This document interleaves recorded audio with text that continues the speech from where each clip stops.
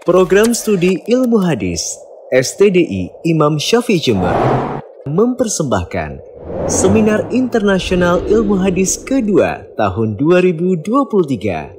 Bismillahirrahmanirrahim. Assalamualaikum warahmatullahi wabarakatuh. Alhamdulillah di kesempatan ini telah kita mengikuti sesi ketiga dari rangkaian Seminar Internasional Ilmu Hadis yang kedua yang diselenggarakan oleh Sekolah Tinggi Dirasah Islamiyah STDI Imam Syafi'i Jember.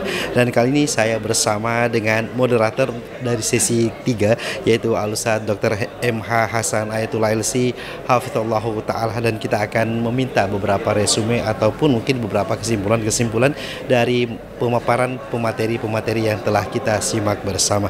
Langsung saja kita sapa Al-Ustaz Dr. MH Hasan Ayatullah LC Hafizallahu Ta'ala. Assalamualaikum Ustaz. Waalaikumsalam warahmatullahi wabarakatuh. Ahlan wa sahlan. Masya Allah Ustaz. Nah, Ustaz, tadi di antara pembahasan yaitu pentingnya persatuan Ustaz ya untuk menjaga stabilitas negara. Seperti apa konsep persatuan yang dibangun untuk menjaga stabilitas negara ini Ustaz? Iya, sebenarnya tadi pembahasan dari Syekh Muhammad Bakhir Hujaili merupakan pembahasan yang sangat urgen ketika membahas tentang pengaruh kuat dari persatuan untuk membangun stabilitas negara.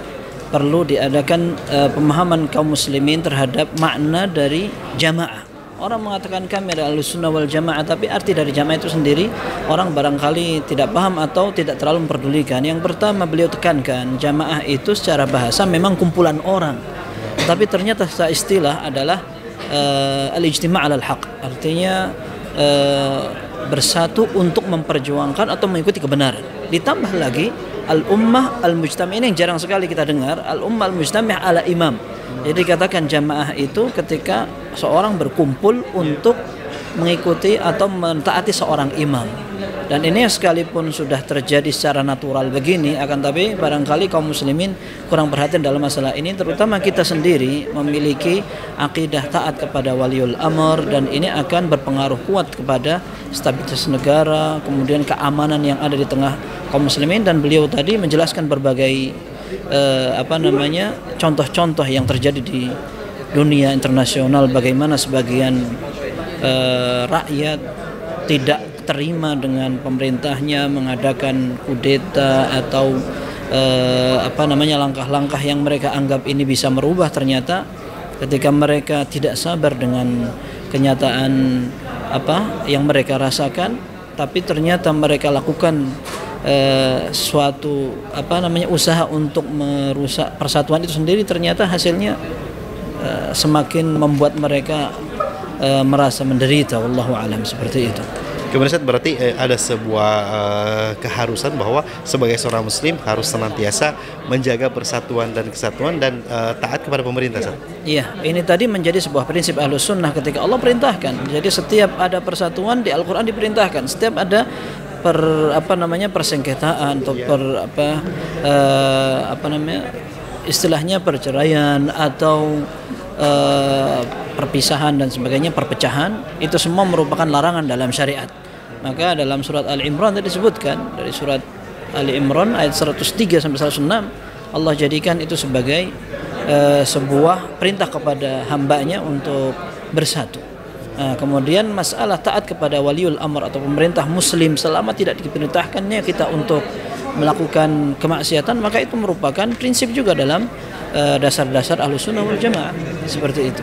Nah, kemudian tentang masalah ketaatan kepada pemerintah, bagaimana dengan konsep yang sering muncul di media sosial ya, banyak mungkin ada yang mengkritik pemerintah lewat media sosial, lewat publik. Seperti dalam prinsip kita Ahlussunnah wal Jamaah seperti apa Ustaz?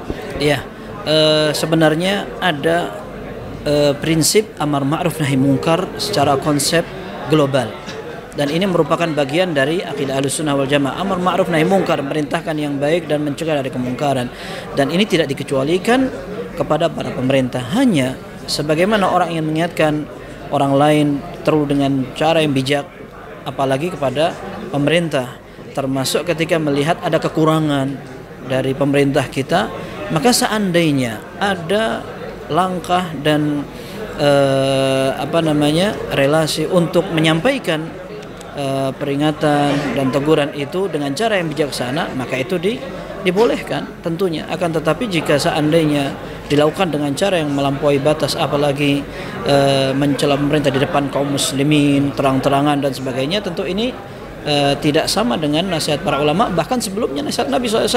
Karena Nabi SAW, man ra'a min amirihi syai'an yakrahu falyasbir wala yanza'anna yadan min ta'ah. Kalau ada seorang di antara kalian melihat ada pemerintahnya atau pemimpinnya sesuatu yang dia benci, maka dia harus sabar dan jangan memberontak seperti itu.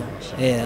Kalau seandainya ada yang ingin disampaikan, maka kata Nabi SAW, man ra'a min amirihi syai'an fala yubdihi alaniyatan, man arada an yansah lidhi sultan lahu fala yubdihi alaniyah. Orang yang ingin memberikan nasihat kepada pemimpinnya jangan di depan terang-terangan begitu, walakin liyakhudha bihi wal yakhlu bihi, ambil tangannya, menyepi, kemudian disampaikan.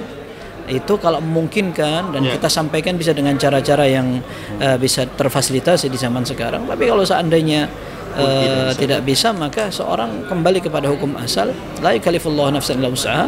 Tidak tidak ada yang kita dibebani dengan sesuatu yang kita tidak mampu, seperti itu.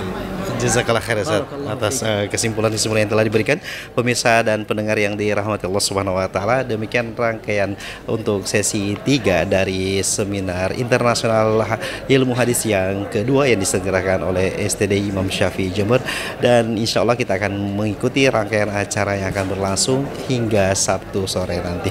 Demikian, barakallahu fikum. Seminar ini insya Allah akan dilaksanakan pada hari Jumat sampai Sabtu tanggal 22 sampai 23 Syawal 1444 Hijriah, bertempat di Hotel Dafam Fortuna Jember.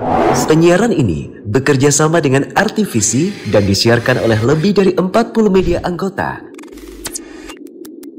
Acara ini didukung oleh